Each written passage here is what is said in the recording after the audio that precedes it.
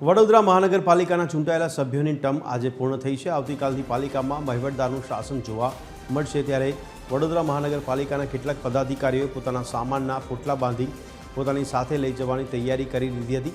તો અધિકારીઓએ પણ જરૂરી કાગળો અને ફાઇલો વ્યવસ્થિત સુરક્ષિત જગ્યાએ મૂકવાની તૈયારીઓ કરી દીધી છે।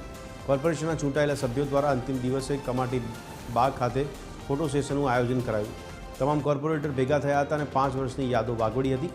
તમામે એકબીજા સાથે સંસ્મરણો વાગોળ્યા। તો કોર્પોરેશનની ચૂંટણી હજુ સુધી જાહેર થઈ નથી, ત્યારે આગામી સમયમાં વર્તમાન બોર્ડના કેટલા સભ્યો રિપીટ થાય છે અને કોની આ અંતિમ ટર્મ હશે તેની પણ કાનાફૂસી જોવા મળી હતી।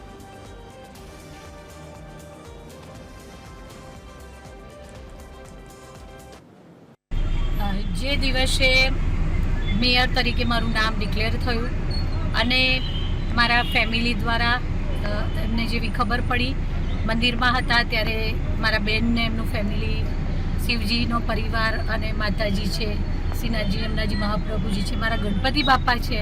તો આજે એમના આ ઈશ્વરના આશીર્વાદથી જ વડોદરા શહેરના વિકાસ માટે અમે સંયુક્ત પ્રયાસો કરી અને સફળતાપૂર્વક 5 વર્ષ વડોદરા શહેરના વિકાસ માટે અને વડોદરા શહેરની સુખાકારી માટે પ્રામાણિક પ્રતિબદ્ધ પ્રયાસો કર્યા છે।